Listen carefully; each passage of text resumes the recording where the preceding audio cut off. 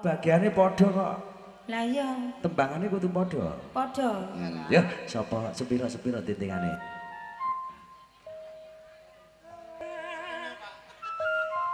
Aduh klinciku.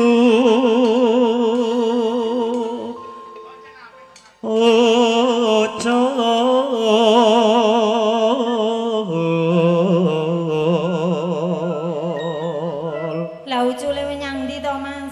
Ucul sebribit mikku ketok. Ketok. Ketok. Dikancengke, Mas. Ora ana kok. Ora ana.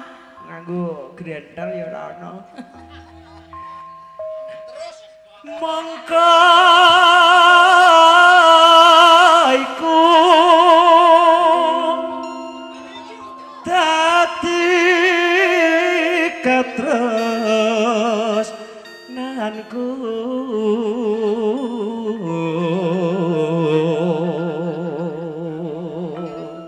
Dadi katresnan ya digoleki to Kang Mas. Nek wis tresna padha tresnane kae jare bebasantir padha irenge.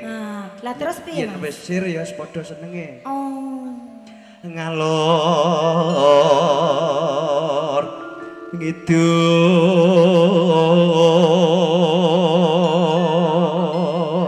Wah, iki jebul disemak MC Tayeb lho. Pundi? Pak Sutir, kae. Aku ora roh ya Mas. Lah kae. Lah ya wong blereng kaya ngene ya ora roh. Kok nek bengi mula kok ya ngetutke terus to. Lho, lah kuwi kok kadung petuk satungane kok. Kok ngetutke terus. Ngalor ngidul tepung gelang mongko jele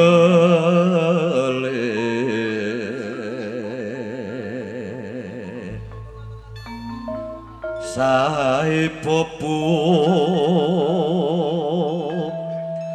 ngah rasaku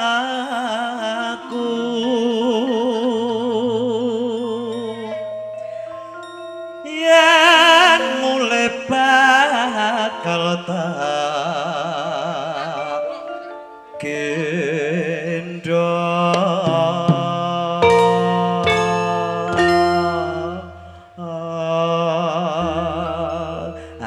gendong kemana-mana, tak gendong kemana-mana, enak tak, mantep tak. Kok ora dipondong to Mas? Saya bengi saya kepisah. Ya, dadekke lho kami pun kelinci ucul ya.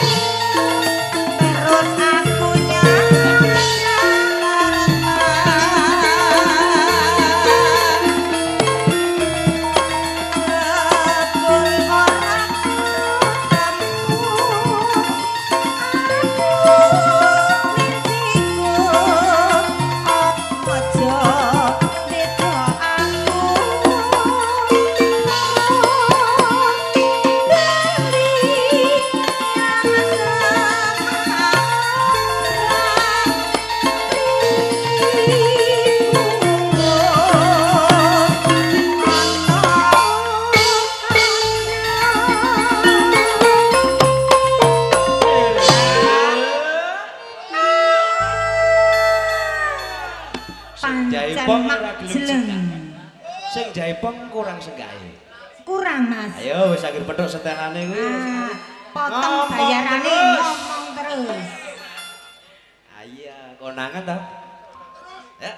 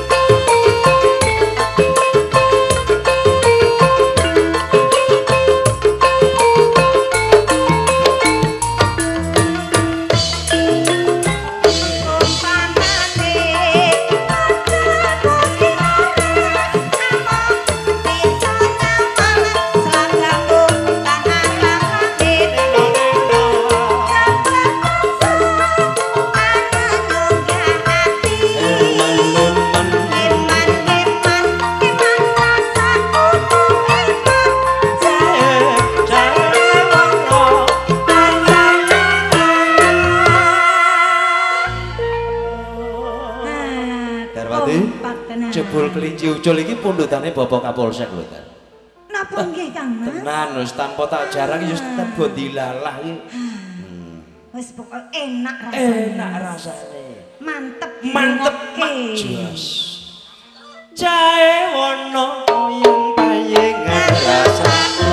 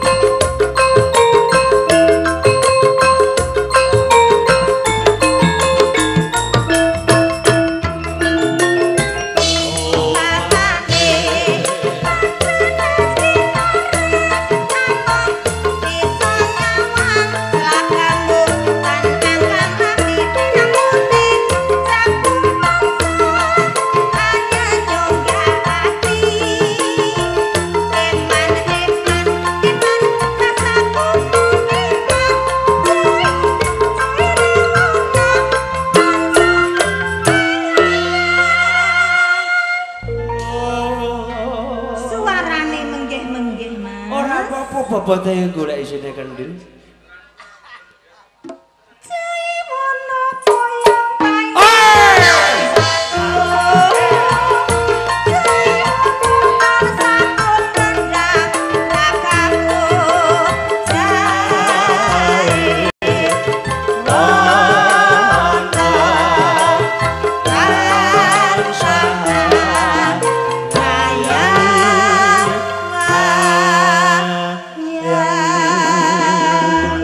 Sampun dipun aturaken wujudipun kelinci ucul.